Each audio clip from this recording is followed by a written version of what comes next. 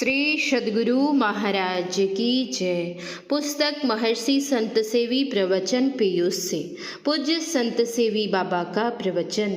परमात्म प्राप्ति के लिए गुरु दीक्षा की आवश्यकता। आदरणीय सज्जन वृंद तथा आदरणीय माताओं एवं भक्तिमती बहनों, अभी आप लोगों ने मुक्ति को उपनिषद का पाठ सुना, संत कबीर साहब की वाणी सुनी, संत दादू दयाल जी महाराज का वचन सुना और परम पूज्य गुरुदेव की भी अमृत वाणी सुनने का आप लोगों को अवसर मिला। इन पाठों के अंदर क्या ज्ञान था, क्या सुनाया गया, आप लोगों को सुनाने की आवश्यकता क्यों जान पड़ी, समझने की एक बात है। मुक्ति को उपनिषद का जो पाठ हुआ उसमें मर्यादा पुरुषोत्तम भगवान श्री राम ने हनुमान जी को उपदेश दिया। जिस तरह श्रीमद् भगवत गीता का उपदेश भगवान श्री कृष्ण ने अर्जुन को दिया था, जिस तरह भगवान के उस उपदेश को लोग गीता कहकर संबोधित करते हैं, उसी तरह मुक्ति को उपनिषद भगवान श्री राम की गीता है। जिज्ञासा होती है, भगवान श्री राम ने हनुमान जी को और भगवान श्री कृष्ण अर्जुन को उपदेश दिया, इसकी आवश्यकता क्या थी। आज हम भगवान के नाम पर माला फेरते हैं, 108 माला पूरी करते हैं, 1000 माला फेरते हैं, लाख माला फेरते हैं और संतुष्ट होते हैं कि भगवान का नाम मैंने इतना लिया। अगर कहीं स्वप्न में हमें भगवान के दर्शन हो जाएं, तो अपने को हम कितना बड़ा भाग्यशाली समझेंगे। लेकिन जिन भगवान राम के साक्षात दर्शन हनुमान जी को होते थे और जिन भगवान श्री कृष्ण के साक्षात दर्शन अर्जुन को होते थे, तो उनके साक्षात दर्शन के बाद फिर अब उपदेश की क्या आवश्यकता रह गई। दर्शन में ही तो काम तमाम हो गया। लेकिन नहीं, केवल स्थूल शगुन साकार रूप के दर्शन से काम पूरा नहीं होता। इसीलिए भगवान श्री राम ने हनुमान जी को और भगवान श्री कृष्ण ने अर्जुन को उपदेश दिया। इतना ही नहीं, बंगाल के एक सुप्रसिद्ध संत हुए स्वामी रामकृष्ण परमहंस देव जी महाराज, वे काली जी के उपासक थे। काली जी से उनका इतना घनिष्ठ संबंध था जैसे माँ पुत्र का संबंध हो। बातचीत करते थे रामकृष्ण परमहंस जी महाराज काली जी से। वह मृणमयी काली उनके लिए चिन्मयी काली थी। लेकिन जब संत तोतापुरी जी आए और परमहंस जी को देखा, तो उन्होंने कहा कि मैं तुमको ब्रह्म विद्या का उपदेश देता हूँ, ब्रह्म ज्ञान की दीक्षा देता हूँ, लो। परमहंस जी ने कहा, मैं पहले माँ से पूछ लूँगा, जब श्री माँ कहेंगी तब मैं दीक्षा लूँगा। तोतापुरी जी ने कहा, जाकर पूछ लो माँ से। परमहंस जी के माँ कहने का तात्पर्य श्री काली जी से था। परमहंस जी माँ काली के पास जाते हैं, माँ काली जी से प्रार्थना करते हैं कि तोतापुरी जी आए हुए हैं, वे मुझको ब्रह्म विद्या का उपदेश देना चाहते हैं, दीक्षा देना चाहते हैं, आपकी क्या आज्ञा है। श्री काली जी ने कहा, दीक्षा ले लो। आज चतुर्भुजी श्री माँ काली दक्षिणेश्वर में है। चारों भुजाएं उनकी फैली हुई हैं, आंखें खुली हुई हैं। हम जाकर प्रणाम करें माँ काली जी के श्री चरणों में। और श्री माँ काली जी जो आंखें खोलकर खड़ी हैं, वे मेरे प्रणाम करने के बाद एक बार आंखें बंद करके फिर खोल दें और हम उस दृश्य को देखें, तो हमारा हृदय कैसा होगा। अथवा उनकी जो चारों भुजाएं फैली हुई हैं, हमारे प्रणाम करने पर उन चारों भुजाओं में से एक भुजा आशीर्वाद के रूप में हमारी ओर बढ़ जाए, तो हमारा हृदय कैसा होगा, हम अपने को कैसा समझेंगे। लेकिन जिस काली माँ के साथ बातचीत होती थी, परमहंस देव जी महाराज की। फिर भी वह माँ काली जी कहती है, तोतापुरी जी से दीक्षा ले लो। दीक्षा की क्या आवश्यकता पड़ी? मतलब यह कि मात्र स्थूल शगुन साकार के दर्शन से ही कार्य पूरा नहीं होता। हम अपने इष्ट के सूक्ष्म सगुण साकार रूप को भी देखें, उनके सूक्ष्मतर सगुण निराकार रूप को भी देखें और उनके सूक्ष्मतम निर्गुण निराकार को भी देखें। तत्पश्चात उनके आत्म स्वरूप को भी देखें, तभी कल्याण होगा। जब तक आत्म स्वरूप के दर्शन नहीं होंगे, परम कल्याण नहीं होगा। इसलिए भगवान श्री राम ने हनुमान जी को उपदेश दिया, भगवान श्री कृष्ण ने अर्जुन को उपदेश दिया और माँ काली जी ने परमहंस जी महाराज को तोतापुरी जी से दीक्षा लेने की आज्ञा दी।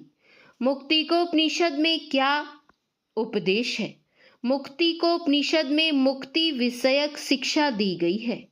मुक्ति प्राप्त करने की क्रिया बतलाई गई है। किस तरह मुक्ति मिलती है? मुक्ति की आवश्यकता किसको है? जो बंधन में पड़ा हुआ है, जो भूखा है, उसको भोजन करने की आवश्यकता है। जो रोगी है, उसके लिए दवाई की आवश्यकता है। उसी तरह जो बंध दशा में है, उसके लिए मुक्ति की आवश्यकता है। बंध दशा में कौन है? हम सभी बंध दशा में हैं। यो तो हमारे ऊपर कोई बंधन नहीं मालूम पड़ता, क्योंकि हम जब जहाँ जाना चाहते हैं वहाँ चले जाते हैं। जब भोजन करना चाहते हैं, भोजन कर लेते हैं। जब सोना चाहते हैं, सो लेते हैं। बंधन क्या है, इसका स्पष्टीकरण संत राधा स्वामी साहब करते हैं। बंधे तुम गाढ़े बंधन आन, पहला बंधन पड़ा देह का, दूजा बंधन तिरिया जान, तीसर बंधन पुत्र बिचारो, चौथा नाती मान, नाती के कही नाती होवे, तब कहो कौन ठिकान, धन संपत्ति और हाट हवेली, यह बंधन क्या करूं बखान, चौलड़ पंचलड़ सतलड़ रसरी, बांध लियो बहुविधि तान, कैसे छूटन होए तुम्हारा, गहरे खूंटे गड़े निदान, मेरे बिना तुम छूटो नाही, जीते जी तुम सुनो न कान, जगत लाज और कुल की मर्यादा, यह बंधन सब ऊपर ठान, लीक पुरानी कभी न छोड़ो, जो छोड़ो तो जग की हान, क्या क्या कहूँ विपत में तुम्हारी, भटको जोनी भूत मसान, तुम तो जगत सत कर पकड़ा, क्यों कर पावो नाम निशान, बेड़ी तोड़ हथकड़ी बांधे, काल कोठरी कष्ट समान, काल दुष्ट तुम्हें बहुविधि बांधा, तुम खुश हो के रहो गलतान, ऐसे मूरख दुख सुख जाना, क्या कहूँ अजब सुजान, शर्म करो कुछ लज्जा जानो, नाही तो जमपुर का भोगोहान, राधा स्वामी शरण गहो अब, तो कुछ पाओ उनसे दान।